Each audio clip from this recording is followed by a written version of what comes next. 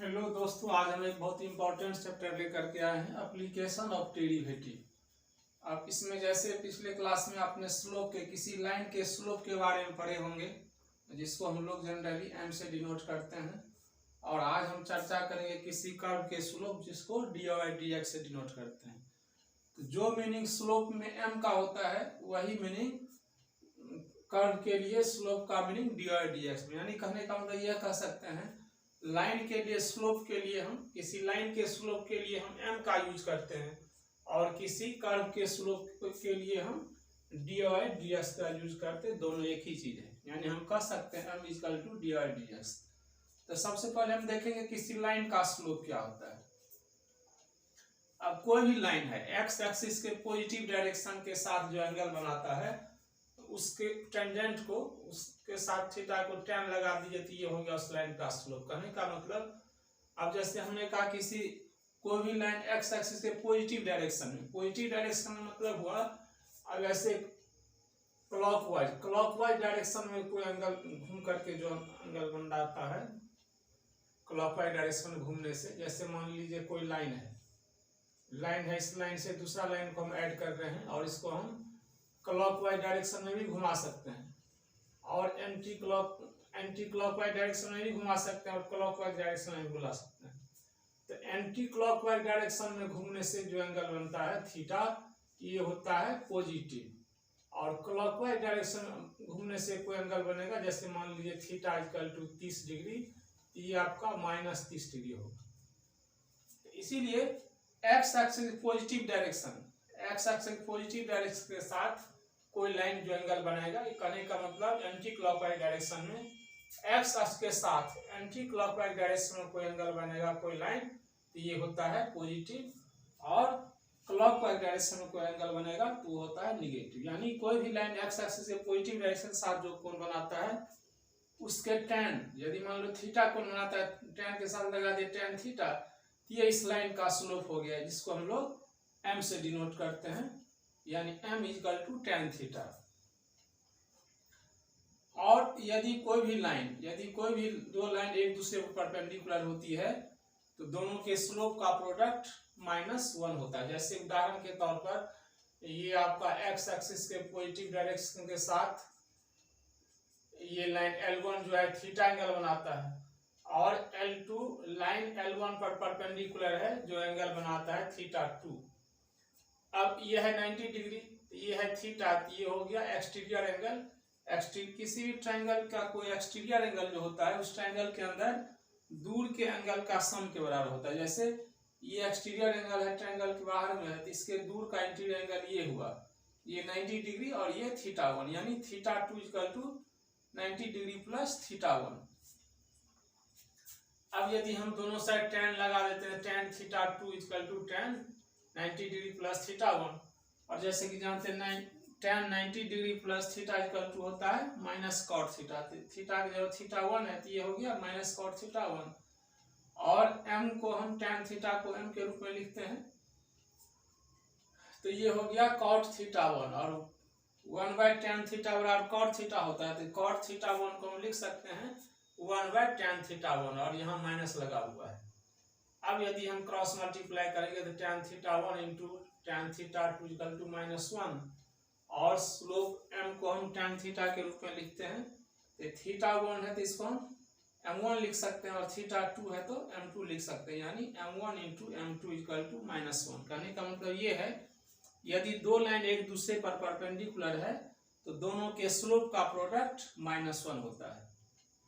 अब इससे क्वेश्चन ये भी निकलता है, अब equation of a line at point x y, किसी पॉइंट पर x1 y1 पर किसी लाइन का इक्वेशन क्या होगा। जैसे मान लीजिए जहां पर कोई लाइन है, पॉइंट है x1 y1,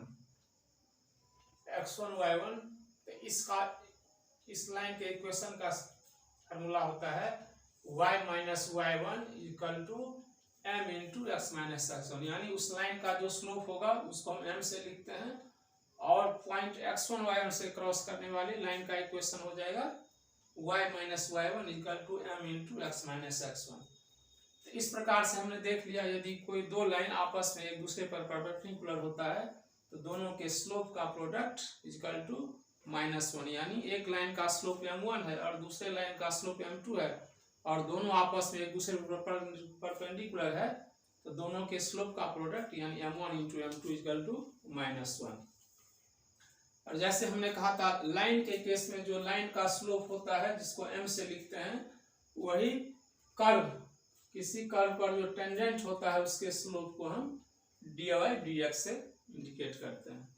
अब सवाल होता है टेंजेंट, टेंजेंट किसको कहते हैं? टेंजेंट का मतलब होता है स्पर्श लाइन, स्पर्श रेखा। जैसे कोई कर्व है, जैसे सपोज के मान लीजिए y/f(x) कोई कर्व है और इस कर्व को छूते हुए जाता है कोई लाइन, तो इसको हम कहेंगे टेंजेंट। जैसे मेरा हाथ इस बोर्ड को छू रहा है तो मेरा हाथ इस बोर्ड के लिए टेंजेंट हो गया, यानी किसी कर्व को टच करते हुए। अब जैसे कोई कर्व है, अब जैसे ये कोई कर्व है और ये टच नहीं करता, इसको इंटरसेक्ट करते जाता, तो इसको हम टेंजेंट नहीं कहेंगे। टेंजेंट हम उस स्थिति में कहेंगे यदि कोई लाइन किसी कर्व को टच करते हुए गुजरता है, तो ये हो गया हमारा टेंजेंट, ये टेंजेंट नहीं होगा। अब जैसे कोई कर्व लिए हैं y/f(x), y/f(x) का कोई कर्व, इसको किसी पॉइंट P पर कोई लाइन छूते हुए जाता है, इसको हम कहते हैं टेंजेंट। तो इस पॉइंट पर इस लाइन का जो स्लोप होगा इसको हम dy/dx से लिखते हैं। यानी यदि कोई पॉइंट P x1 y1 है, वहां पर कोई लाइन टच करते हुए जाता है, तो उस लाइन का टेंजेंट, उस लाइन को हम टेंजेंट कहते हैं और उस टेंजेंट का स्लोप को हम dy/dx से लिखते हैं। और कोई पॉइंट x1 y1 है, उस पॉइंट पर इस लाइन का टेंजेंट हो गया dy/dx एट पॉइंट x1 और y1। अब नॉर्मल, नॉर्मल का होता है परपेंडिकुलर, नॉर्मल का होता है मीनिंग होता है परपेंडिकुलर। अब जैसे इस पॉइंट पर टेंजेंट है, कोई लाइन है, जैसे मान लीजिए इसका नाम L देते हैं, कोई लाइन L है, इस पॉइंट P पर टेंजेंट है और इस पॉइंट P पर यदि हम कोई परपेंडिकुलर डालते हैं तो उसी को नॉर्मल कहा जाता है। अब जैसे ये टेंजेंट है, ये हो गया नॉर्मल। जैसे अभी हमने बताया है दो लाइन यदि आपस में एक दूसरे पर परपेंडिकुलर होता है तो दोनों के स्लोप का प्रोडक्ट -1। अब ये लाइन हो गया आपका नॉर्मल, जैसे नाम देते हैं PA नॉर्मल हो गया at a point of contact P जो टेंजेंट है। तो ये टेंजेंट और ये नॉर्मल एक दूसरे पर परपेंडिकुलर है, तो यहाँ पर यही फॉर्मूला लागू होता। जैसे यहाँ पर दो लाइन आपस में परपेंडिकुलर है, दोनों के स्लोप का प्रोडक्ट इक्वल टू -1 और यहाँ पर ये लाइन हो गया टेंजेंट, ये हो गया नॉर्मल। तो टेंजेंट और नॉर्मल के स्लोप का प्रोडक्ट -1, यानी नॉर्मल का स्लोप हो जाएगा -1 बट्टा dy/dx at point x1 y1। यानी स्वाभाविक है यदि हम इसको गुना मल्टीप्लाई करेंगे तो क्रॉस मल्टीप्लीकेशन, तो ये नॉर्मल का स्लोप ये टेंजेंट का स्लोप, तो दोनों का प्रोडक्ट इक्वल टू -1। यानी यदि किसी टेंजेंट का स्लोप है किसी पॉइंट x1 y1 पर dy/dx, तो उस पॉइंट पर नॉर्मल का स्लोप हो जाएगा -1/dy/dx at point x1 y1। और इसको हम ऐसे भी लिख सकते हैं, ये पलट जाएगा, जैसे -1/dy/dx यानी -1 में dy/dx से भाग, तो ये ऊपर पलट जाएगा, तो ये हो जाएगा -dx/dy। यानी पॉइंट P पर नॉर्मल का स्लोप हो जाएगा -dx/dy। अब सवाल उठता है equation of tangent to the curve. किसी कर्व पर जैसे पॉइंट P है, P पर ये कोई लाइन L टेंजेंट है, तो पॉइंट P क्रॉस करता है किस बिंदु से? x1 y1 से, माने पॉइंट P का कोऑर्डिनेट है x1 y1। तो इस पॉइंट P पर equation of tangent, point P पर इक्वेशन ऑफ टेंजेंट हो जाएगा y - y1 equal to dy/dx at point x1 y1 into x - 1। यानी किसी कर्व का किसी पॉइंट पर P x1 y1 पर जो इक्वेशन ऑफ टेंजेंट होगा, तो y - y1 equal to dy/dx at point x1 y1 i into x - x1।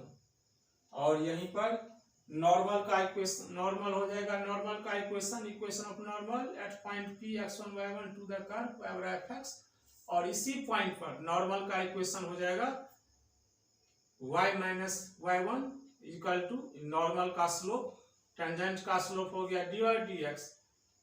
तो यहाँ पर चूंकि नॉर्मल का इक्वेशन निकाल रहे हैं तो नॉर्मल का स्लोप हो जाएगा -1/dy/dx at point x1y1 into x minus x1। अब इसको यदि हम क्रॉस मल्टीप्लाई करेंगे तो ये इसके साथ आ जाएगा y minus y1 into dy/dx equal to minus x minus x1। तो इसको ऐसे भी लिख सकते हैं एक step, y minus y1 into dy/dx, minus इस साइड आ जाएगा तो x minus x1 equal to 0। तो ये हो गया हमारा equation of normal at point P। इस प्रकार से किसी कर्व के किसी पॉइंट पर इक्वेशन ऑफ टेंजेंट और हम नॉर्मल निकाल सकते हैं यदि इस पॉइंट पर उस टेंजेंट का स्लोप यदि मालूम हो जाएगा। यदि स्लोप है dy/dx तो उस पॉइंट पर नॉर्मल का स्लोप हो जाएगा -1/dy/dx। धन्यवाद।